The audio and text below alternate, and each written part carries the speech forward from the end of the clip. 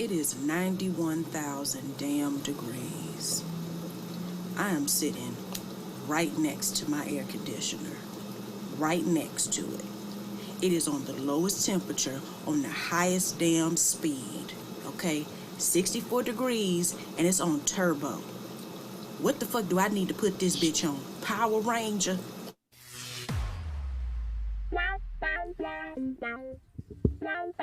Welcome to GayTalk 2.0, the ultimate podcast for your dose of dish.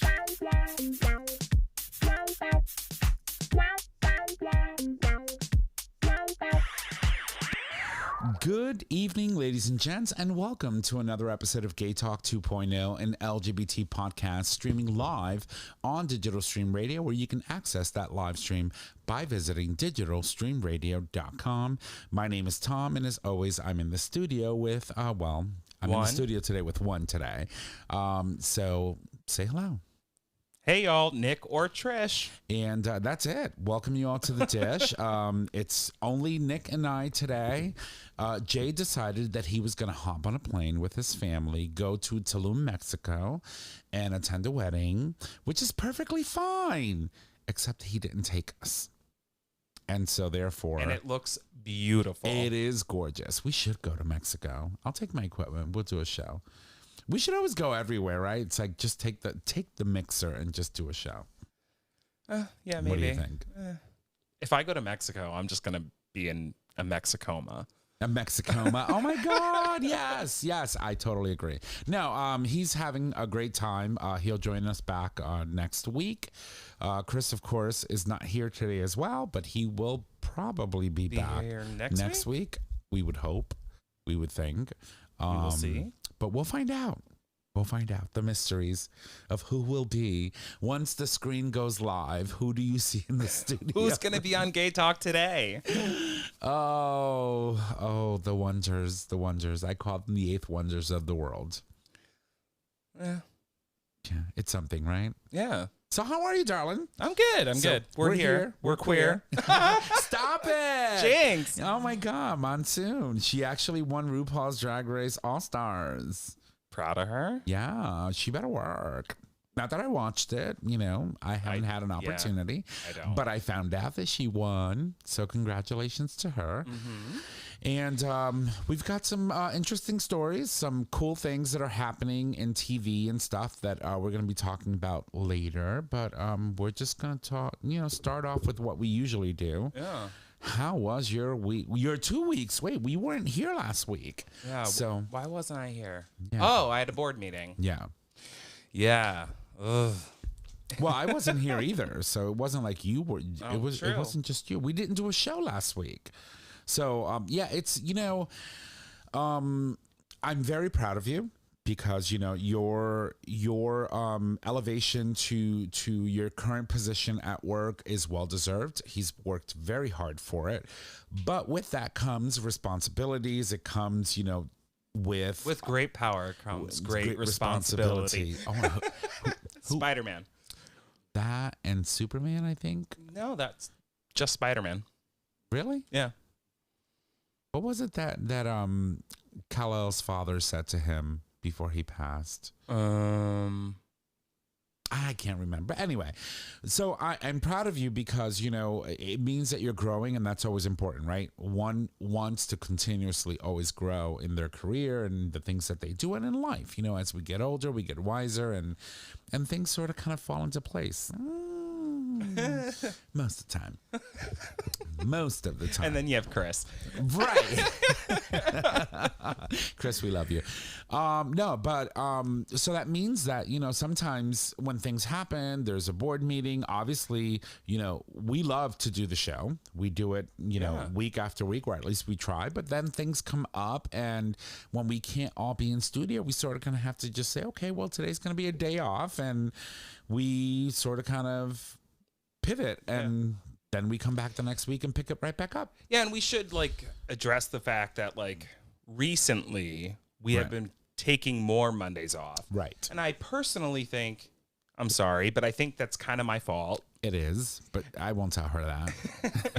and it's because of my job and what my job requires of me, and we are in conversation about what that means for the future. I will not be leaving the show. I love the show. It's like my heart and soul. Like this is my thing. Like this is my thing that I can just escape the world and truly be myself and talk about the things that really are important to me. Not that my job isn't, but we do need to kind of reevaluate. So there may be some changes coming in the future. Right. Not necessarily, we'll still be doing weekly podcasts, but we will definitely be exploring maybe changing some things around a little bit, but more to come on that hopefully next week. Yeah, we're gonna have a team meeting, hash it all out, figure out what's the best way to proceed and move on. Whether that is changing the time, changing a date, changing whatever it means, and also thinking about other different things that we can do with the show. Clearly, the dish is not going anywhere. We have to talk about the things that happen around the world and that impacts us as a community, and that are important. We need to make sure that we're continuously, relaying what's going on, because we have to stay, especially now more than ever. Oh yeah, 100%. Yeah. I mean, given the nature of the politics here in the U.S. and what's going on, we definitely need to stay vigilant. So. And interim elections are coming up. That's right. Midterm. I was like, oh, she's thinking about all the internal things that go inside her. Speaking of which, why don't we talk about this? Because, so we had Dr. G on 2 weeks ago to talk about this brand new launch of the product of the Anal Douche powder packs. And as you can see on your screen, if you're watching our live stream by being a Patreon supporter, you'll be able to see a description or a photo of what the product is. But now you'll actually get to see what comes with this cute little pack that we got. So why don't we start opening this up and talking about what's in it? Yeah, so I was very surprised that it came with a dock kit. Yes. I think we talked about that, though. We did. And it is it's a cute little bag. It's very cute. What do you call that? A dock kit? Dop kit. Dop. D-O-P? Yeah, and I don't know why. Dop. Oh, okay. Well. But anyway, so it comes with that. You have pockets, plenty for storage of everything that you need to bring when you go on vacation. Including your bulb, which is not included in this package, by the way. Correct. But in the center, it comes with all of your travel packs that you need right here. Let me see that box. I'll open it while you're looking at the rest of it. And your beaker for the travel kits. Right. And all you need to include is a bulb. I'm going to open your pack. You don't mind if I open you up, do you? I don't know what this is for, but I'm assuming. So that's where you put your stuff in. You can I'm put assuming your bulb that in this there. is for your bulb and every. Oh no, this is for wet clothes. Oh. If you go and hook up with somebody, you can put your dirty clothes in that little nasty bag. nasties. You know what? That's cute. Oh my God, Dr. G, you think of everything. Right. So this is cute. So this is 4 grams of powder. So and these are how the powder packs look. Let me just come in a little closer on this. So this is how the powder packs come in, and you get a whole bunch of them in here. And your beaker. Let me get the beaker. So this is the beaker, and so you pour your powder, and I believe last week he said 8 ounces of water, right? I believe so, yeah. So this is pretty cool, and everything you need is in the bag, and then you get this beautiful. Yeah, and you can put this in your travel case and walk through customs and not feel embarrassed. But if there is a testy flight attendant, you can open it up and be like, "Honey, you need one of these," and use this. Clean your home. And get then that shit out. And get it destroyed afterwards. I love it. So thank you to Dr. G and his amazing team for sending us a little care kit. So we decided Nick is going to be the one to try it because, it hasn't been 84 years for her. And I will be going away. So that's important. And I'm supposed to meet my future husband when I go away. Yeah, so which is important. So you want to make sure you're nice and clean. Wait, we talked about this on the show. Remember with the psychic thing? Oh, no. I don't remember. Well, refresh my memory. So my parents have been talking to a medium. Okay. And they brought me up. I'll bite. They brought me up. And they said that I was going to meet my future husband this summer. And I was going to meet them either somewhere not in Connecticut. And I'm going on vacation. Clearly, there's nothing here for us. I'm going on vacation in like a week and a half. Mm-hmm. And this little kit. It's coming with you. 100%. And once you get rid of the box. This is straight up going to secure the diamond ring. That's right. Because, I mean, any of those previous Steves, it's just not going to work. Oh, if their name is Steve. So, no, but the cute thing is that once you get rid of the bulky stuff, like the box that the powders came in, you put the powders in their own little compartments. It's a great dock kit. You can put other things in there, like your travel shampoos, your travel soaps, your face for the morning. And if you're hooking up in a random place, it's actually kind of plush. Right. You could use it as a pillow, or you could put it underneath your bum if you need to lift it up. You know what I'm talking about? You know what I'm talking about. To get the right angle. This has multi-uses. Right, to make sure all those This is a inches good go dock in. kit. I love it. I love it. And it's called a dock kit. Dop kit. DOP. D-O-P. Let's look it up. Let's look it up. Why is it called a DOP kit? I'm curious. DOP kit. She's Googling it now. 100%. Amazing. The name derives from the early 20th century leather craftsman Charles Dopplet. Dopplet. Okay. Yeah. And he designed the first Dop kit. So is it just like a small travel bag? Is that what it is? Yeah. Okay. It was originally issued for U.S. military service during World War I. Which makes sense, right? Yeah. You want to be able to bring your toothbrush, your toothpaste, and things like that, and put it in something small enough to not be a nuisance.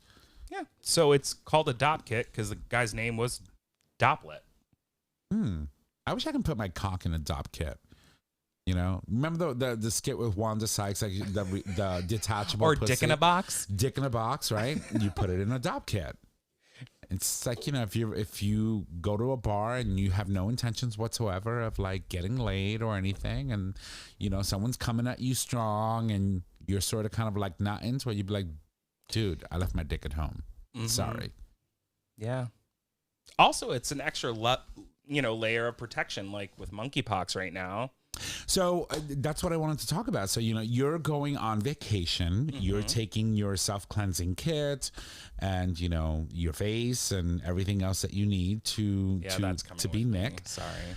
And so, there's a real legit concern right now in our community about monkeypox. And we keep talking about this week after week. It's been probably 3 weeks in a row and where we had some sort of segment and where we're talking about monkeypox. And the reason why we're doing so is because it is a serious risk right now to gay and bisexual men. And it's important to understand that while this is not exclusively what we would say, what we say is, it's not exclusively, he had to step away for a minute, which is perfectly fine. It's not exclusively, a disease that happens in the gay community. It is important to recognize that it's affecting the gay community the most at the moment. I'm trying to open up a story here. Let me see if I can copy this link and put it in here for you. So the issue is that the WHO has recommended that gay men and bisexual men actually reduce the amount of sexual partners that they currently have due to the risk of being able to be susceptible to monkeypox and how serious it is. They said that men who have sex with men are at the highest risk right now for infection from monkeypox, according to the World Health Organization. They're also saying that about 99% of the cases among men, that 99% of the cases are amongst men, and at least 95% of those patients are men who have sex with other men that either are gay or bisexual. The WHO chief says that you should consider limiting your sexual partners to lower the risk of infection and to reduce the spread. They're calling for public health authorities and governments to fight the stigma and discrimination, which he says will only fuel the outbreak further. So it's a very, very fine line. You know, we've had a history with how certain diseases or certain illnesses have been attributed, or they've tried to sort of kind of blame the gay community for them. Clearly, HIV and AIDS was one of those experiences that we had, you know, back in the early 80s when we first started hearing about HIV and AIDS.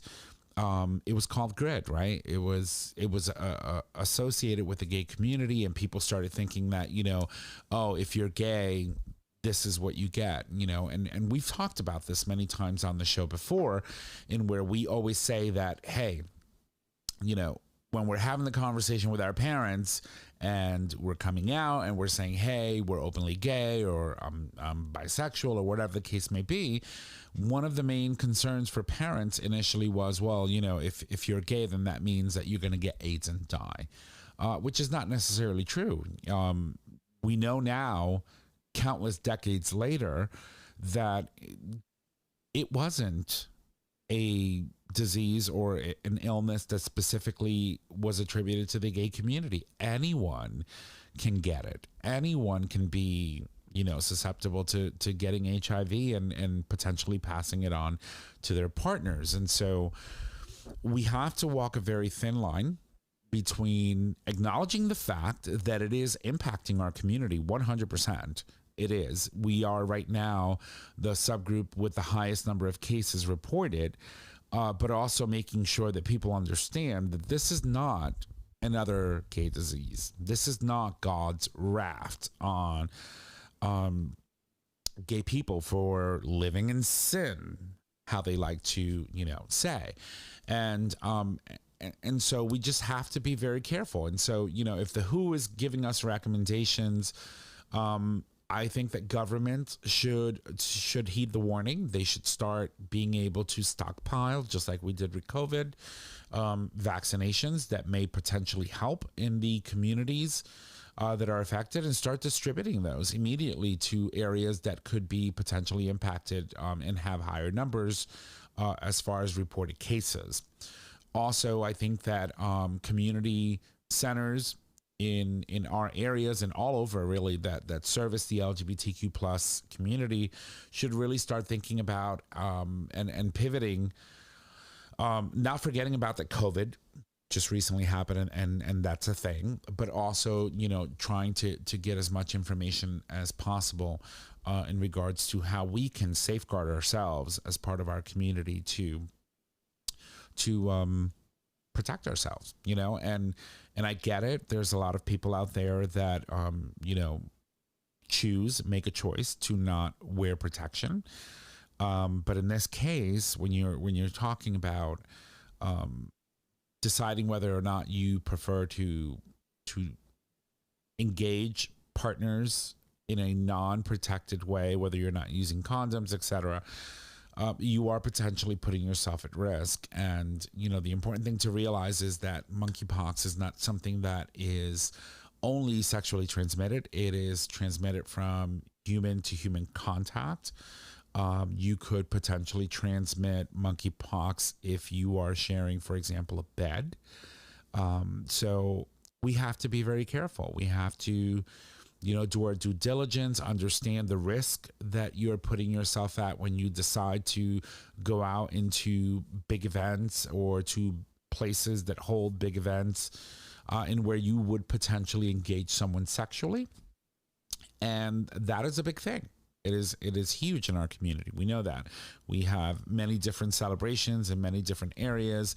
You know, for example, in Provincetown, we have, you know, Fire Island. We have a whole bunch of different places where, you know, it could affect. And so just be careful, understand your risk, understand your options, whether you want to protect yourself, sexually by wearing condoms or using other means of protection, or not having sex at all for the time being until we can understand a little bit more about what's happening. Sorry, I had to step away. That's okay. Work. Did you handle business? I did. I'm proud of you. But that said, did you talk about the fact that we just came out of a pandemic? We did. And we work at a gay bar. We do. And when people come up to me and try to hug me, and I'm like, not right now. Right. People are giving me shit. Right. And I'm just like, I know where you went last weekend, and I'm not comfortable hugging you right now.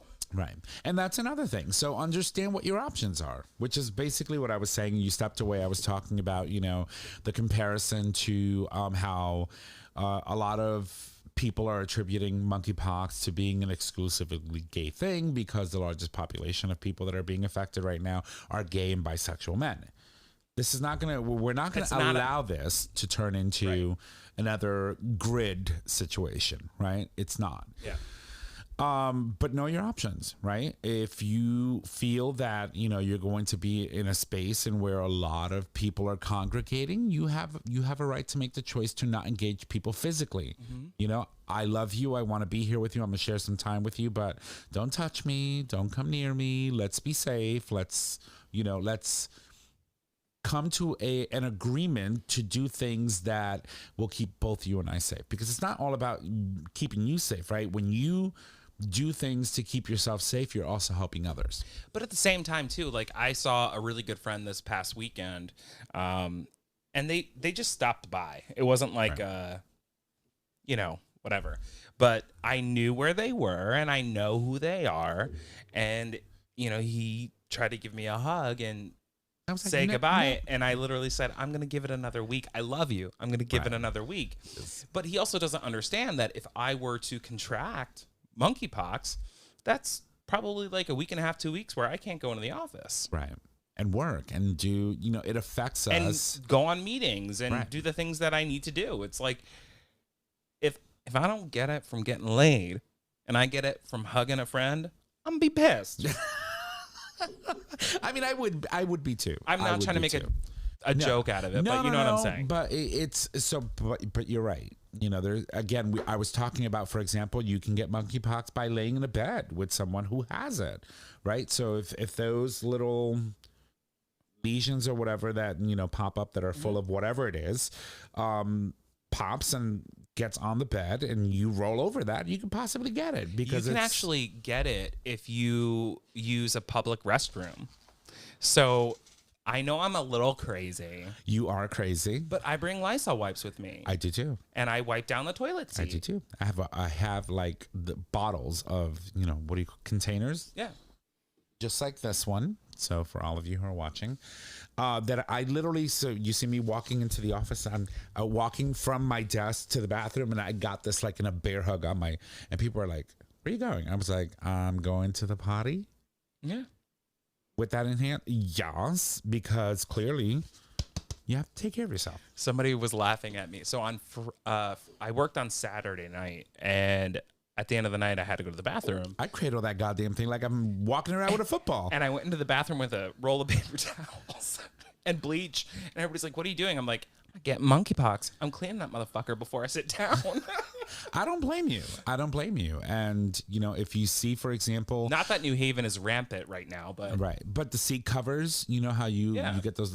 Put those on the toilet. I know they're kind of hard, because one of the worst things, especially when it's... Can we address our opener? It is fucking hot as hell, and it has been for the past so bad 2 weeks, and this week is not going to be any better. But one of the worst things that you can do is, like, first of all, have swamp ass or sweaty thighs or sweaty butt cheeks, and then you go and you put that paper down on the toilet and you sit on it, and it gets stuck to you. So when you get up, it gets up with you. Oh. And you have to peel it off. Mm-hmm. It's so bad. But yeah, protect yourself. Yeah. There's nothing wrong with that. If people look at you like they're, like you're crazy, I'd be like, well, when you miss work for, a week and a half or 2 weeks, and I just feel like, why are people looking at you like you're crazy at this point? Because after COVID, I know. it shouldn't be a thing. I mean, I was a psychopath during COVID. Yes. I was one of the first people to stop hugging people back in like December of 2019. I know. Ugh. I had people were like looking at me like, what's wrong with you? I'm like, I'm not running the risk. Sorry, no more PDAs. I mean, and that changed afterwards. Clearly, we got vaccinated and stuff like that. So, you know, like I hugged my mother for the first time after a year of not being able to do that, a year and a half, you know. So some people walk into the bar, but I'm reconsidering. I mean, I'm being very... So I'm certainly reconsidering not doing... that it's like... they know what this is. It's not necessarily lethal. There has been, I think, a death at this point. Right. I think one, maybe more. I don't know. But either way, if you contract it, it's very painful from what I hear. Right. And it's, you know, it takes you out of your regular life again. And we don't need this anymore. I'm fucking tired of this bullshit. Being, you know, you're right. And, you know, the interesting is that there are more than 18,000 monkeypox cases that have been reported across 78 nations. You know, and obviously this is based on the data from the World Health Organization. And about 10% of those monkeypox patients have been hospitalized to manage the pain from the disease. 5 deaths have been reported in Africa. And other nations, but it's painful. Yeah. It's painful. So, you know, just be careful. Be careful. Wow, that went in but we need to talk about that. We need to talk about that. So we're going to talk about one more story before we go to break. Okay. So I will give you a choice, Mr. Nick. Do you want to talk about your story, or do you want to talk about Leslie Jordan before we go to break, or save him for last? Mine might be a little long. Okay, so why don't we jump into Leslie Jordan? So Leslie Jordan, as you know, he is a little pint-sized comedian. We love him. He has been a part of gay culture and gay shows forever. He was in Will and Grace. He's been, you know, he's a stand-up comic, so he's had clearly his own comedy specials and done, you know, during the pandemic, he entertained us by doing some of his skits from home. You featured one of those skits here on the show. I'm looking for it right now. But the guy is just amazing and cute and Southern and bitchy and he reminds me a lot of Hans in a way. Which I love you, Hans, by the way. But Leslie Jordan actually decided to jump on board and become... What do you got? Oh, Lord. Here we go.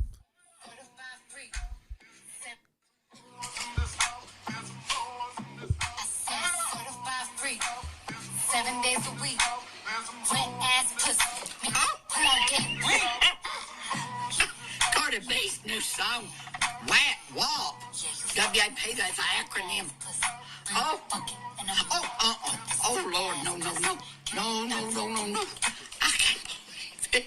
Well, that is just shocking. Oh, my God, there's some whores in his house. There's some whores.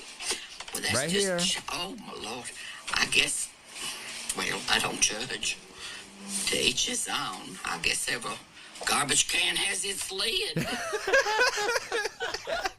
When I first heard that, I died. Well, I guess every garbage can has its lid. It sure does. Sometimes they fit, sometimes they don't. But anyway, the hilarious comedian decided that he was going to shock a whole bunch of New York tourists by becoming a guide, right? He was like a standing guide for a day in the Get Your Guide tour bus that goes all the way around the city in New York. And, you know, clearly, you don't know New York until you've seen it through the irrepressible lens of Leslie Jordan, because he is very like witty and the way he chooses to express what he sees, how he interacts with people is just game changer.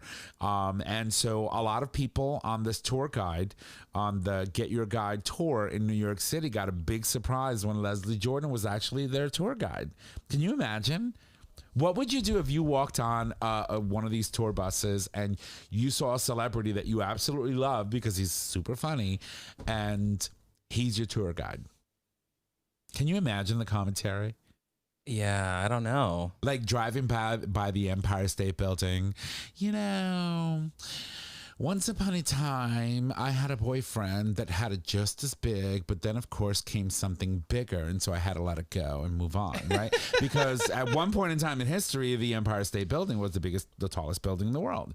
That's no longer the case, but nonetheless, it's a very important structure, and so I can only imagine him doing shit like that. At least that's what I would do. Like the Chrysler Building, that's like the building that they put a condom on it, because you have like the copper scales that come down on the Chrysler Building. I wish they had a video or something of it. Like, I want more quotes. Like, oh God, it would be hilarious. I would think. I'm not taking this call. So, but anyway, so if you go to, Get Your Guide New York City tour bus, don't be surprised if you run into a celebrity or two actually being your guide. Yeah. I think he's funny, though. I love him. Yeah. I love him. I think he is. He sweats like a fucking pig, though. Did I tell you that? So do I. No, but you don't understand. He sweats like profusely. So we went to see him in Town Hall in P-Town when I was up there. Oh God, probably about maybe 7 or 8 years ago. He was doing a one-man show at Town Hall in P-Town, and he was wearing a button-down shirt, long sleeve. It's summer, P-Town. He walks out, and there's nothing but just wet marks. It's kind of like Paul. All over, like right here. And I was like, oh my God, you're sweating. He goes like, yes, I know, darling. It is so hot in there. These people can't afford air conditioning up in this piece. Oh my God. Remember last night when I was doing my tips? So yeah, you were doing your tips and you literally asked the owner of the bar to actually turn on the air conditioner. He was like, I'm gonna charge you $10. He's like, here. I was like, I will pay $10 for you to put it back on for like 5 minutes, because I had been running around and I just needed to cool off. I know, it's horrible. And then finally, after the 5 minutes and $10, I was fine. And he was serious. He was like, you're going to give me them $10. I was like, I can't with him. I cannot. No. All right, well, listen, guys and gals and everyone in between, it's been amazing. So we're just going to take a quick break. We're just going to go, refill these and do all that good stuff. But when we come back, we have a couple of more stories before we wrap it up and bring it home. So stick around. Here we go. Much right now. We're back from the break, and Trish is hating me right now. So let's do that. Let's try that all over again. I'm going to toss it over to her, and she's just going to do her thing. So, Trish, what do you got for us today? This is your fault, by the way. Why? All those tequila shots. No. You were the one that started that shit. I did? 100%. When did I do that? When I showed up. Oh, well, I mean, it's customary for you to just pour a shot when you get here. But I didn't. And I scolded you for it. I've been trying to be more level-headed here. Because you're the one that just comes in and just says, okay, we want tequila, so we're just going to do shots. And then today, the one day that she didn't do it, I was just like, are we going to have one day? Shots? You're not going to beat me up if I don't mention You cannot blame me for that bullshit. Yes, she is. She's to blame. No, definitely not. So anyway, let's start again. Okay, so what I had said we had was... difficulties. So my brother and I have been having a conversation about the House passing the marriage equality for same-sex couples, right? Right. And what I said was 157 Republicans voted against it, which is 74%. And it's expected. Of the Republican Party. Right. That is a huge number. Right. And so in conversations with my brother, I was saying that while this is great, and while you think that this is a huge step or something to be excited about, the only reason this is happening is because it's a reaction to Roe versus Wade and what the Supreme Court actually just did by overturning Roe versus Wade. So now Democrats are being reactionary, and they're taking steps to make sure that things like same-sex marriage aren't contested by the Supreme Court by codifying it in law. Right. But that said, it has to pass in the Senate. Right. Which requires, for this type of legislation, it requires 60 votes. And we have 50 Democrats. Right. And 2 of them, which are rogue. Right. And so let's look at the numbers, right? So we have 74% of Republicans in the House voted against this bill. Right. And we need 60 votes. Right. And we only have 50 Democrats. Right. And it's feasible. It can happen. 2 of which are rogue, right? Because we don't know. I mean, when we think about Kyrsten Sinema and Joe Manchin, these are 2 senators that for this current session have time and time again proven that they cannot be reliable to be counted on to pass legislation that would help the American people. But I want to go back, rinse and repeat. Oh God, is Chris here? Yeah, I know, right? On how Roe versus Wade was overturned, right? So Roe versus Wade originally was decided and it became the lands of the law back, well over, 5 decades ago, 50 years or more of precedence. But the way it was decided, it was called due to a process called substantial due process, which means it is a principle in the United States constitutional law that allows courts to establish and protect certain fundamental rights from government interference, even if the procedural protections are present or the rights are unenumerated or not specifically mentioned anywhere in our Constitution.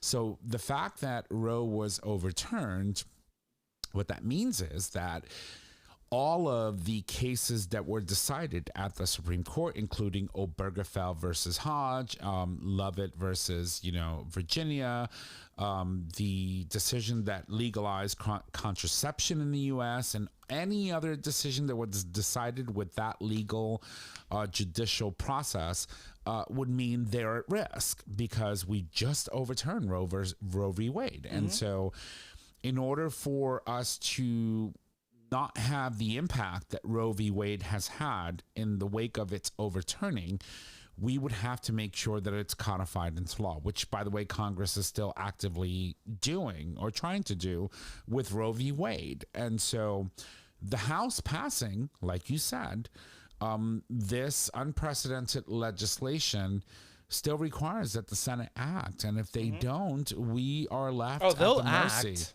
but will they? No, they'll act. It's just, are they going to act in our favor? Right. Right? I mean, we look at Roe versus Wade, and the reality is the ruling was based on the right to privacy. Right. It wasn't necessarily based, yes, abortion was a huge part of it, right? So women have the right to privacy, including abortion and contraception. Right. And making decisions for their own, right. health well-being. So the Supreme Court then ruled that the right to privacy did not include contraception and or abortion. Right. Because they weren't specifically enumerated in the Constitution. Right. So the House and the Senate at that point, when Roe versus Wade went through, should have then said, all right, let's codify this. Let's make this more legitimate. Let's put a law into effect underneath Roe versus Wade saying this includes and or there is a law now protecting the woman's right to choose. But that's not the case. Right. And the same thing is going on with marriage equality right now. Right. And that is why our Democrats are acting, because they know it's the next thing on the chopping block. Right. If they gain control of Congress, which that is probably a very good... Given the economy, given everything in this past year, let alone it is his first 4 years, and that is generally the effect of the previous president's last 4. Right. There's a huge possibility. Everyone is up in arms. Right. And so if our House flips, if the Senate flips, we're fucked. Right. We have what we would call, given, obviously the election of 2024, whether Biden runs again for another year, whether we have another Democratic president, without having the House or the Senate, you're talking about 4 years of lame duck. You're talking about a president that wouldn't be able to move anything. in regards to legislation that would protect our rights as a people and our rights as Americans to live and be able to partake and live our lives just like any other American does. So I guess my goal with my conversation with my brother was mainly like, he's a heterosexual, right? But like, Man, he doesn't get it, right? Right. Yeah. Right. That's Well, great. he may not have a clear understanding of how our government works. Clearly, if he didn't think he that, does. He does. But I don't think he realizes, like, okay, yeah, that's a great step, but it's a reactionary step. It should have just been a right, thing that we did. right, It should have just happened. So now we're reacting to the fact that our government is not functioning correctly, and we have to hope that the people that are representing the people in the Senate vote correctly, right. so that our right to marriage isn't threatened. And he seems to think, oh, well, I mean, obviously it'll pass. Like, it's just like, No. it's flippant. You know, Right. it's flippant. Right. It's something that will, and I love him. I'm not trying to bash in any way my brother. No. I understand. I that. love him, but it's like, we have to stop being flippant about it.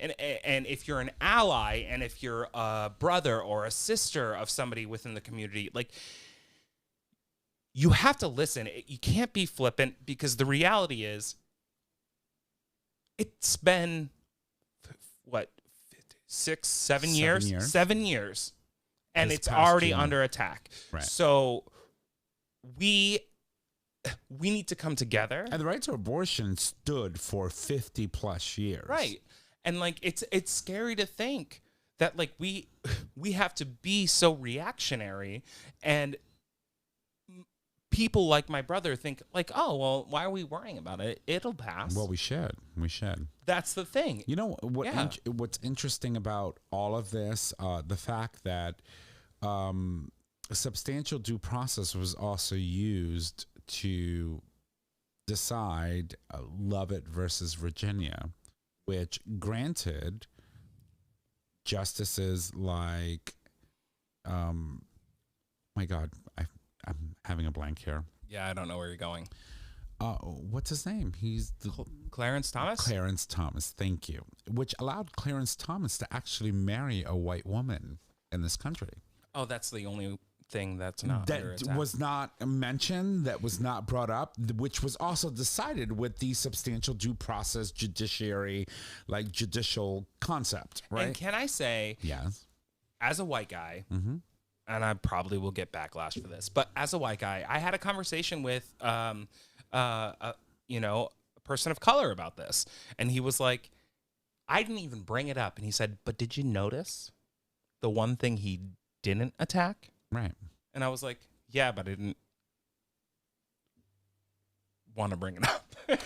Right. And he was like, you can talk to me about anything. And I'm like, yeah, that's crazy. He's like, yeah, that's bullshit. Right. So it's okay to attack women. It's okay to attack gay people. It's okay to attack, the right to contraception, to avoid women, or to empower women or humans in general to own their sexuality without having the risk of being impregnated and not having to go through the process of deciding whether they should become parents prematurely. Yeah.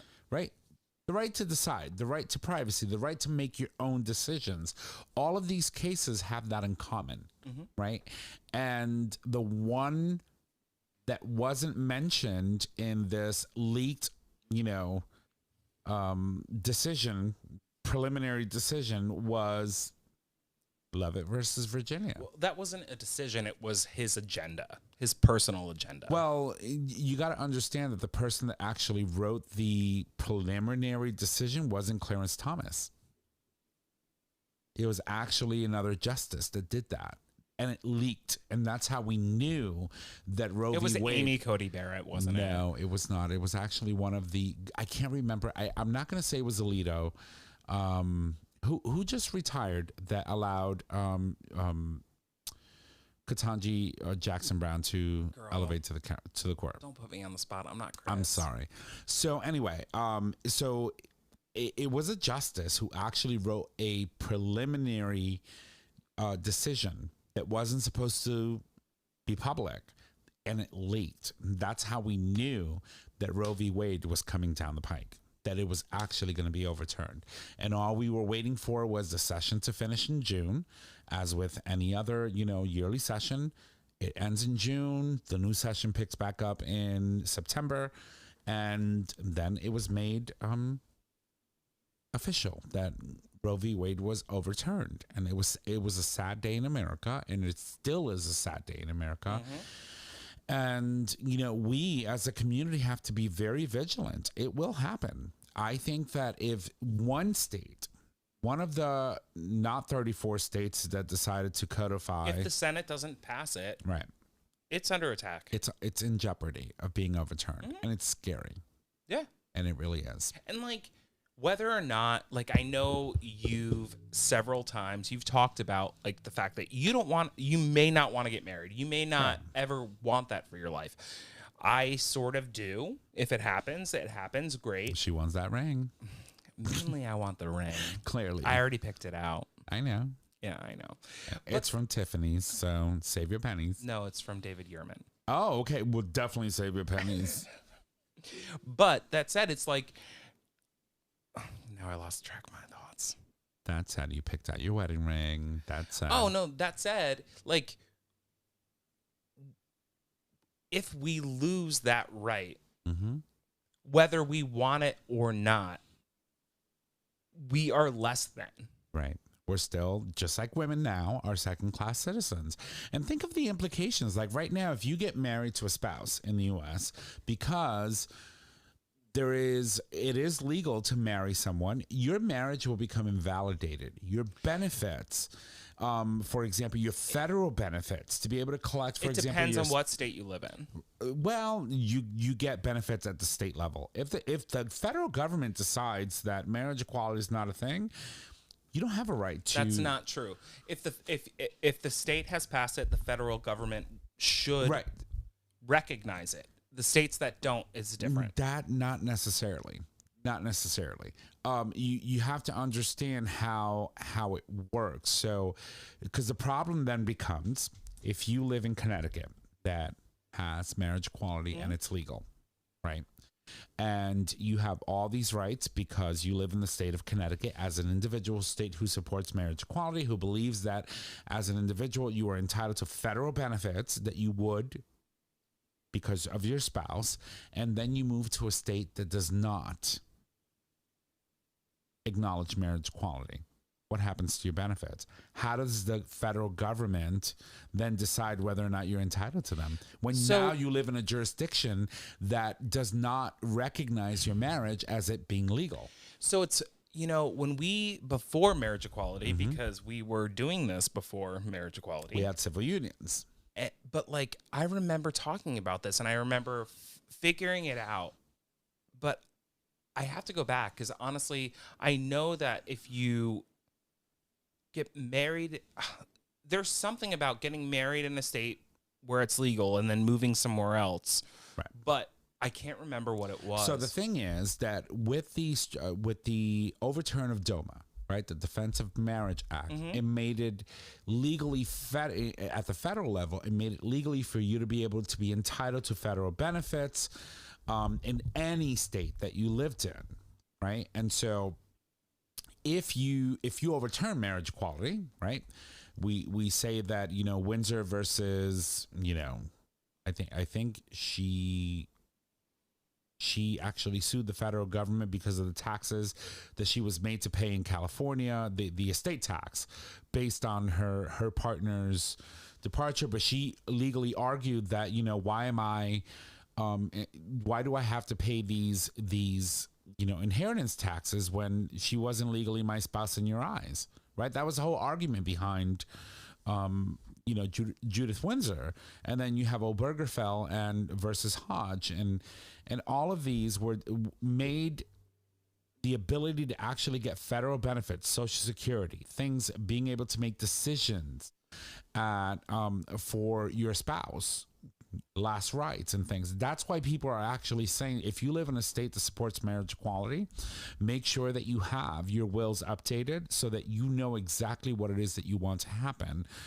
Is should you pass and your spouse be challenged by family members or anyone else that wants to say, no, you're not entitled to that because we don't recognize your marriage. It might be recognized in Connecticut, but on the federal level, it's not.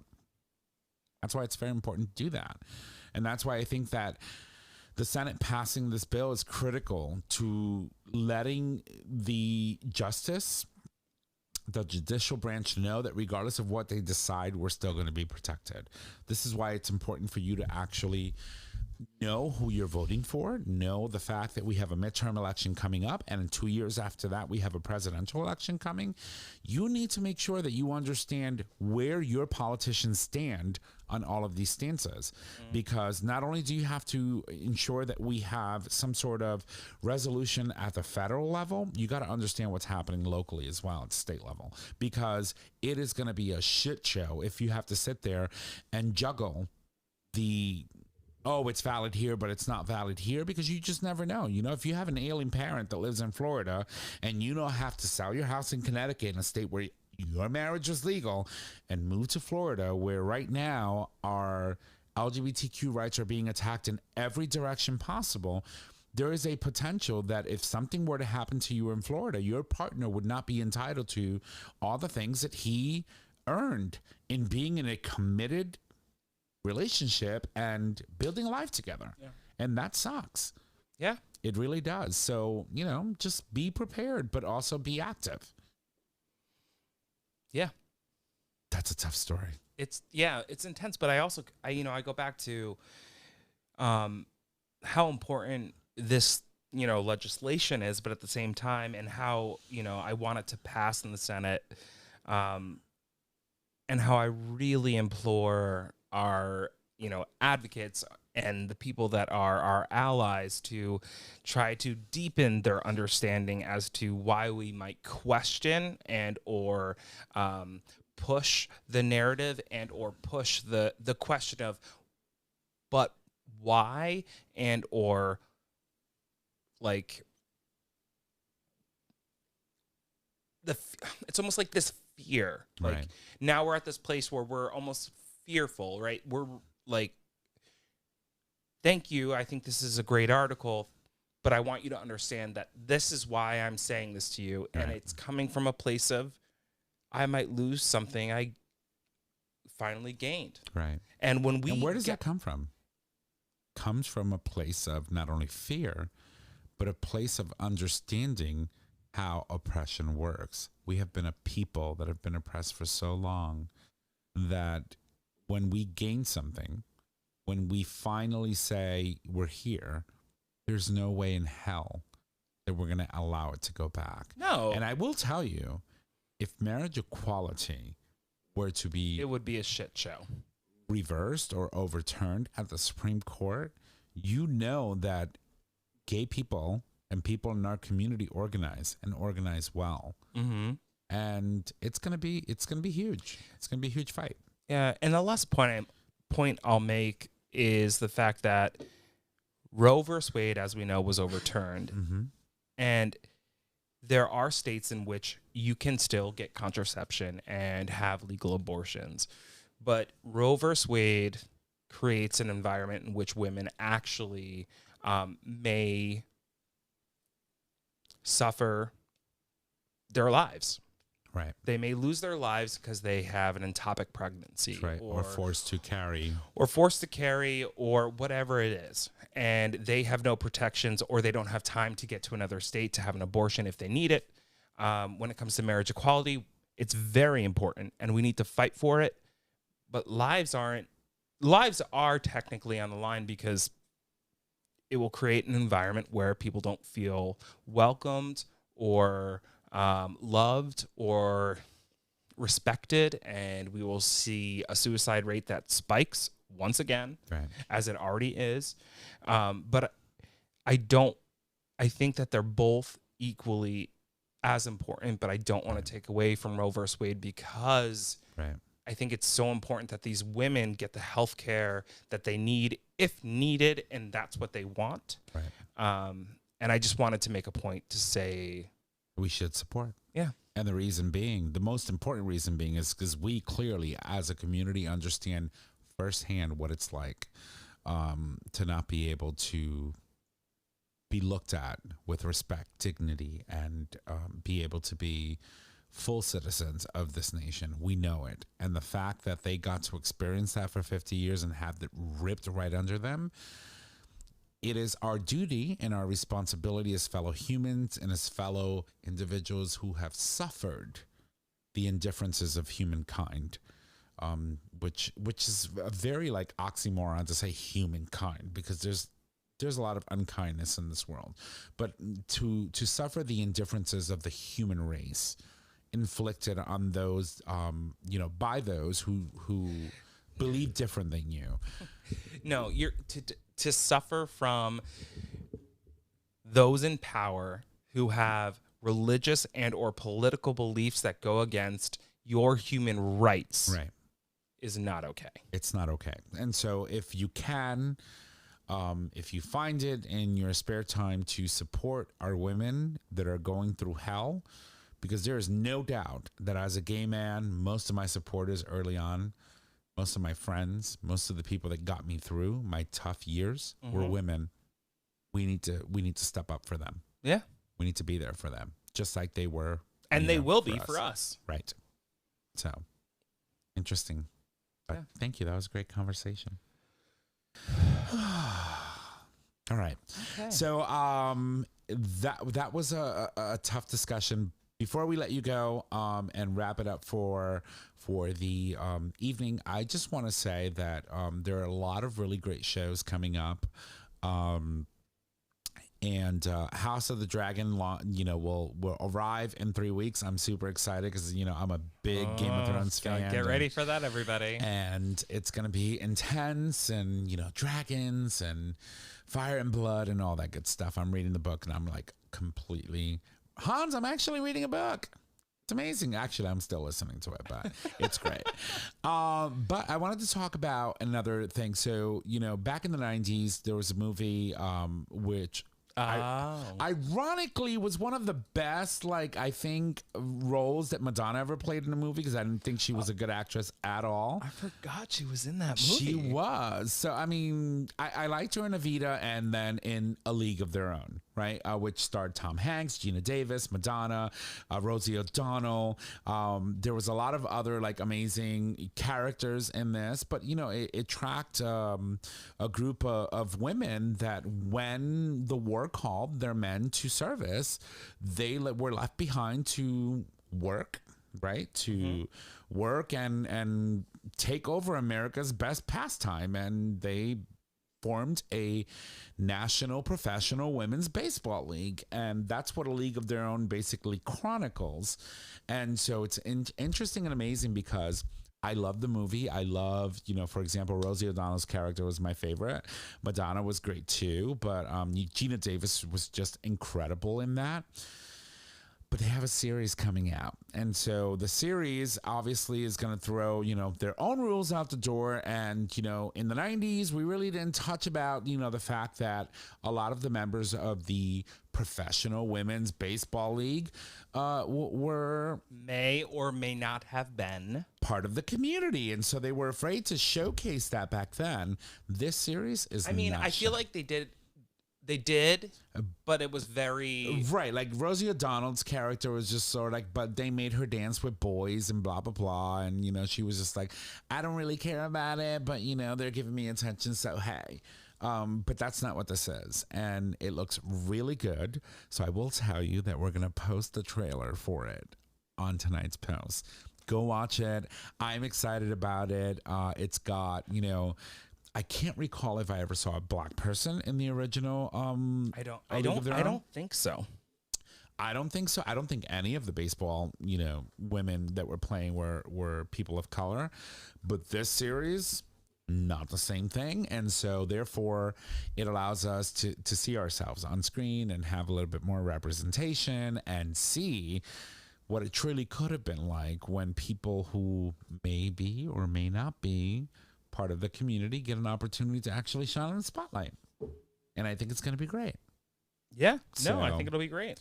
So I'm excited. It's going to launch. I think they said. I'm looking at the original cast. I see one person of color, and I don't remember their character.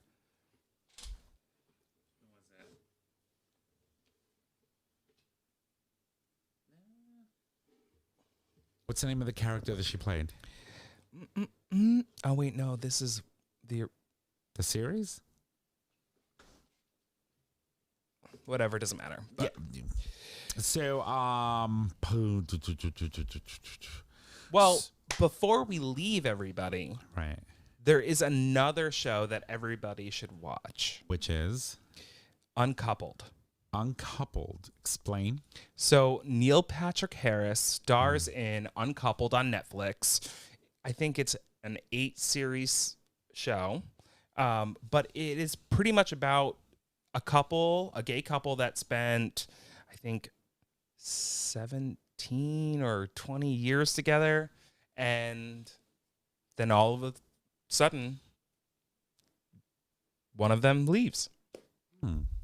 And then you are at a certain age as a gay man, and you are back in the dating pool, and you're trying to figure out what that means and how to move forward in life, and then also as a gay man that's not married, right, how to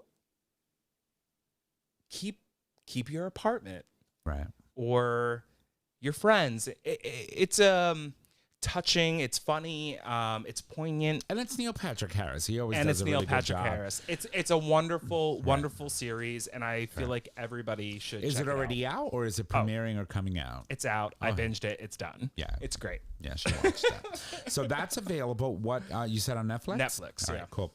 So A League of Their Own is actually going to come out on August 12th, and it'll premiere on Amazon Prime. So you'll be able to watch the series there, and we hope that you do and watch it and enjoy it. So I know I will, along with House of the Dragon and everything else. And now I'm going to have I have another one to add to my list. All right. Well, thank you so much for sitting and bearing through us, or bearing with us through this conversation today and all the craziness that happened, and not recording half of it. Right, but we recovered. We recovered. All right, so why don't we bring it home? I'm going to toss it over to you for Mama Kim's Minute. Are you expecting a love? Yeah. I don't care. I'm going to give it to you anyway. All right, everybody. Here's Mama Kim's Minute. Number 1, county clerk candidate promises to deny gay couples marriage licenses if elected. And that is how Waffle Kim comes to being. Right. And that's how it'll end up at the Supreme Court, right? Mm-hmm. That challenge. Number 2, Pete Buttigieg is tied with Joe Biden in early presidential primary polling. That would be exciting. Will he run, though? I don't know. Number 3, gay dads share a magic moment with their son. You know when something's right. When they meet their son. Same thing. That's what I meant. Okay. All right. Well, ladies and gents, I don't have a little tune or a little fairy dust or any of that craziness, but here's On This Day in Gay History. When? August 1st. What year? 1998. Where? In the U.S. of the motherfucking A. New York Times story on anti-transgender discrimination at gay games. So the gay games had reinstated rules that required documented completion of sex change or 2 years of hormones to allow transgender individuals to participate.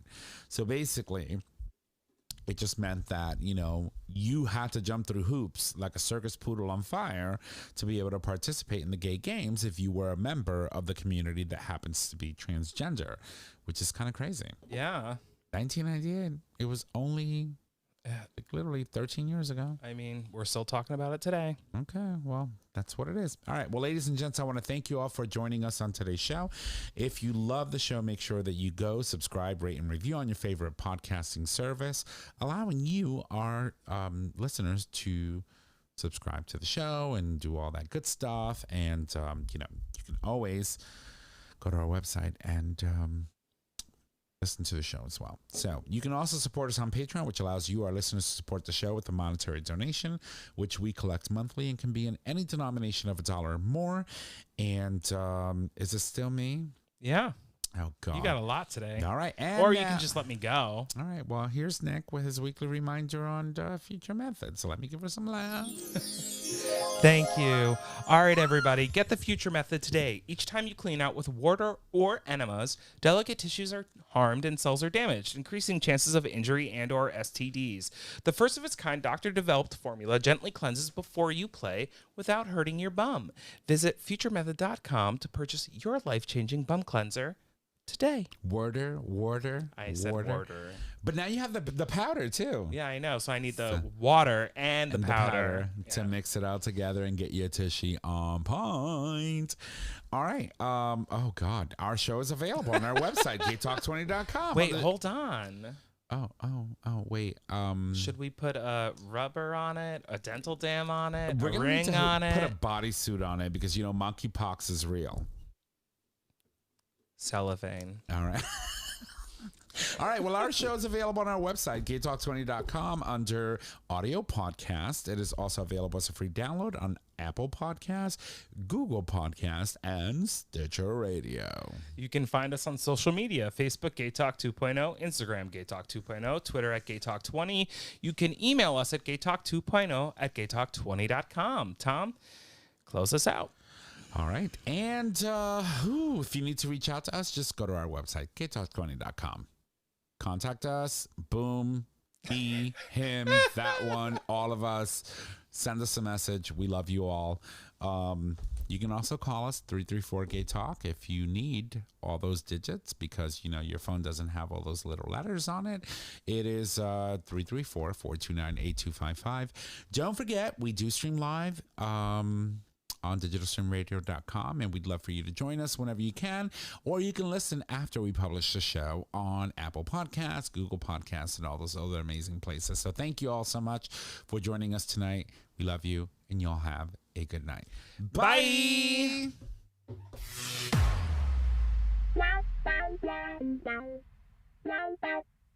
Thank you for listening to this episode of Gay Talk 2.0. Tune in next time for more dish.